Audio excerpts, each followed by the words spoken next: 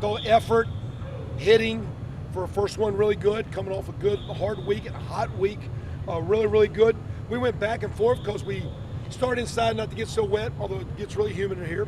Went out, had a good go, about 80 plays in the stadium, had some lightning, brought it in. There's some really good short field situations. Only kicking we did a lot of kicking today if you saw it. The only kicking we did was punt team and field goal, but if you put it all together, it's about 145, 147 snaps to be exact. So it was a long go. Thought we handled the weather pretty good.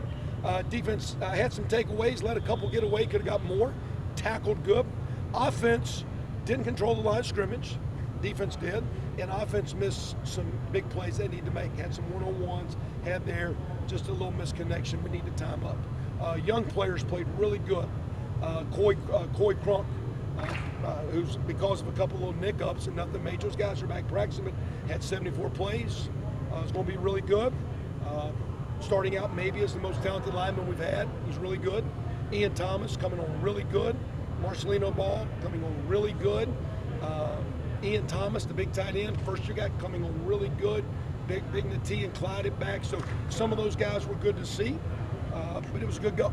A lot to build on. A very good first scrimmage, and it looked like a good team. Looked like a good team first scrimmage. Where's the quarterback situation at right now? The bulk of the last week, Lego's got the bulk of the work. And after the first week of practice, probably Danny was most consistent as the backup. And Austin King showing a lot of talent and a little bit more focus. Xander was a little greedy, casual. Xander's came back and had the best 3 days of anybody. So we're getting some good ebb and flow. Bulk of the work's going to Richard. I do like, though, the way that King's showing talent, needs to be more mature. And Danny's always been kind of solid. Xander's kind of locked in the best he's been, which is good, because sometimes he gets a little, can press a little or force a little or try to make something when it's not there. He's been more composed the last 3 days. He's been the sharpest the last 3. Richard's been the best throughout camp. Right now he's getting booked. To say somebody's a starter, if we're playing today, Richard's playing, we might play more than one. Okay. And we're going to need more than one as we go. We haven't figured it out, except right now, Lego's getting the bulk of the work.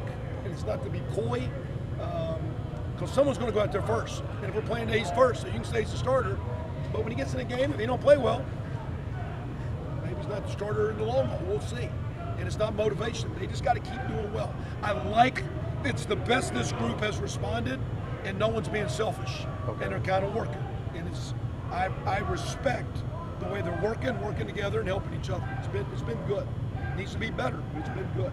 I guess as you talk about that ebb and flow, is there any real rush to get to a point where you're comfortable saying one guy's number one, or do you want to leave that open and maybe see how these guys we had the same thing years ago when Bradford got a job, and like he's going to be really good, and all of a sudden a couple scrimmages, the other guys look good. And that's kind of how it is. Like, man, you think one guy's going good, and all of a sudden you see a guy competing coming on.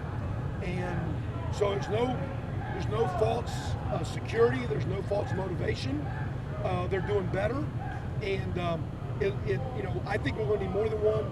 We'll have a guy going first, and based on through to date, Richard probably goes first. Sanders had an impressive couple 3 days. The other two guys had the best first week, and what I'm seeing is four guys getting better, and maybe that means no one's sticking out. I don't know. I think the other day one of them was 14-18 in the scrimmage. They don't suck. So, I think we're doing okay. And it's kind of, I think one of them's been 70% in team for the year. And our defense, and in Skelly, it's not been that way. We're playing, in Skelly, our defense is wiring us up. Our defense, you saw what Coach Allen's doing here. If they get lined up and get their eyes right, they're good. He's trying to do a lot of things to get our kids to think fast, process fast. When our defense is getting lined up, it's hard for the quarterbacks. When our offense gets in rhythm, our quarterbacks have played good. So again, everybody says if you got multiple guys, you don't have one, whatever.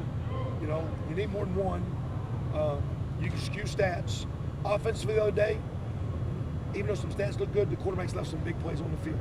They left some points that if we're playing a game would make some games dogfights or losses. And we got to learn to make more of those plays. So I like them. Don't have a timeline. play today, Lego goes first today, and we'll see if it keeps moving that way. Like the way the other three are fighting, and that's good stuff. That's what I like. Is it injury-wise, any updates? Well, the only injuries of note, we do have a couple now. A couple of O-line have been nicked, so there's nothing major. But Jay-Sean Harris got an ACL injury the other day, and it's his other knee. He just run planning, was doing great, looked awesome, and fought hard to come on. So it'll be an ACL, and it'll probably be the season. Robert McCray has a shoulder that's requiring a little bit of surgery, probably going to cost him the first half of the season. So those two guys right now are the only guys as we start won't be available. Probably Jay-Sean for a preseason camp. That's unfortunate. You talk about those lines. And we'll need Isaac James. You saw we had Keontae Enos playing out there in the flank, and Ricky Brookins to pick up and help Mitchell Page here. Because Jay-Sean was going to be pretty dynamite there. So great kid. It's unfortunate. Love that kid. That was tough. But he's doing good. You talked about linemen, I guess, and you mentioned Quite Kronk, but it seemed like Brandon Knight maybe mixing it up out there again. We've also seen a lot he's of been just a little Delroy Baker limited. Delroy's done well. Dimitri Camille had a slight injury, cost him a little bit of week of practice. Delroy's maturing, playing as hard, practicing as hard. He's growing up, which is good to see. And sometimes it takes a guy a couple of years. It was kind of about time for that. So Delroy's made a nice step. We're going to need that. Coy is awfully talented, going to be good.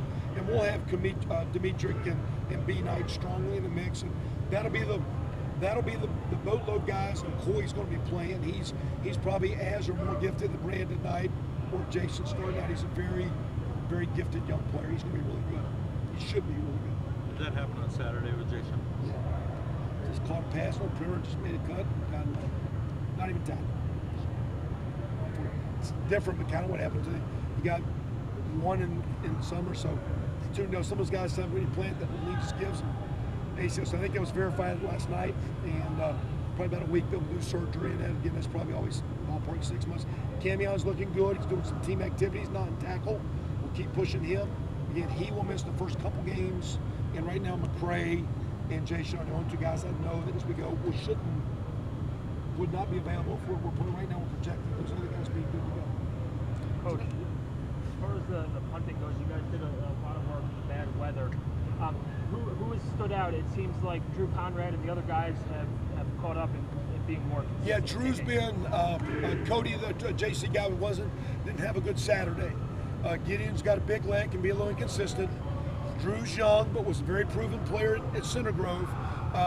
That's why the main reason we went outside for punt was to catch wet balls, snap wet balls, kick wet balls, and that is the one element of kicking that we got to push and make sure we're good there. We're working a lot on that team. Are you seeing the consistency you wanted to see from Fant, Richard? Very much. Best he's been. Stronger, more mature, more competitive on the ball. The bulk, we're playing him to the fields. That takes out some of the run support because he's more of a cover guy by body type. Actually playing Ben Bach at the boundary corner. The boundary corner in Husky is about the same. It's run support. One from the short side of the field. Were you good with the punt question? Okay. But the boundary corner and the Husky are basically doing a lot. They got to carry guys vertical and support the run. And Ben Bach was playing Husky, but the boundary corner is kind of similar there. And so that's if we were playing today, Marcelino Ball has really stepped up. Is looking great at the Husky. Very athletic, young. Will be picked on, as will Ben. But they're both mature and they're both playing well and they're critical to the defense. D-line is down, but we're getting more out of Barwick, McCray. Brandon Wilson's growing up. Sykes is playing the hardest he's played. Was very disruptive Saturday, and we're going to need a lot of those guys because that's a group where we need bodies, and some of those guys aren't overly huge in stature. When you're losing guys like Latham and Rayner, some of those bigger bodies, they got to be hard and be felt. And Coach Hagan is doing a really good job, and Coach Allen of the culture of being disruptive up front, playing a lot of guys. Josh Brown, a walk-on's been very number 50. Very impressive, just playing hard. And we're going to need some of those bodies early in the year because we'll have to play 10, 11, 12 D linemen down in South Florida and in Ball State and Wake in the open. We're going to have to.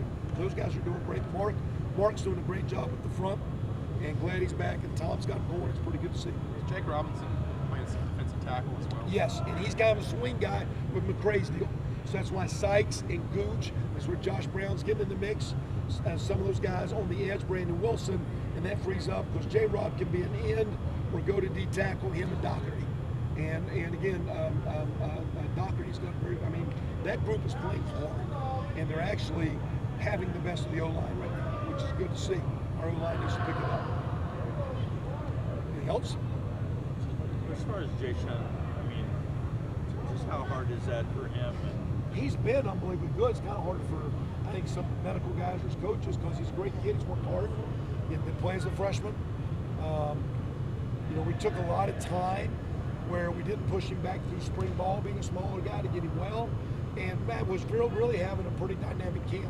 As Mitchell Page developed and took over, became very good. You worried losing Mitchell, and we lost Shane. Well, Mitchell Page answered the call. And then when Jay Sean came back, it's like, wow, there was two dynamic players. It'll be critical for us to see Isaac James and Brookins or some of those guys. Like I said, we're talking about Keontae, because we're going to need somebody beside Mitchell. We're going to need 2 or 3 out there. So it's a big blow to the team. But Jay Sean's a great kid. I mean, his spirit's been high, and I compliment him on that. But once you get surgery, you start rehabbing. That's when it gets tough now. Right now, his body language and the verbiage is nice, but it's not that. Is a young guy It's like tough. It's tough. Is a young guy like Cole Guest a possibility in the slot as well? You know, a little bit, but he's a little bit more of a running back. And we're playing those 2 big guys. There's some big backs with Tyler and Clyde, which is nice. And we kind of got Cole in the mix with Divine and Machette. And so it's kind of like those 4 guys are at tailback. It'd be Rick. Keontae's out in the slot. We in between tackles, we thought Cole was better inside, and Keontae was a little bit better at the perimeter. So it's kind of it's Redding, and it's Machette, and it's Williams, and it's Cole Guest, and then you can go big back with Clyde and the T, and then we got Ricky outside with Keontae helping that slot. So all in all, pretty good guys. Good week. We saw a little bit of Nick Westbrook, it seemed like, with Mitchell and Ricky out there. I mean, is he pushing Simi, I guess? Well, I wouldn't say pushing, but we're going to need him. And we're going to need, Timion's done very, very well. We got Mack is in the mix, the freshman outside, and we got Donovan Hill. So, if we're playing right now, like, Hill made a bunch of plays outside today with Ricky and Donovan Hill and Timion. On the other side, you got Simi, you got Nick, and you got Mack, the freshman. And then at the slot position, you're sitting there with Mitchell, you got Isaac James, and you get the Ricky Brookins and Keontae. We're going to play 8-9. That's 10 right now. So it's a good deal. Good guys? Thanks. Okay. Awesome. Thanks, Kevin.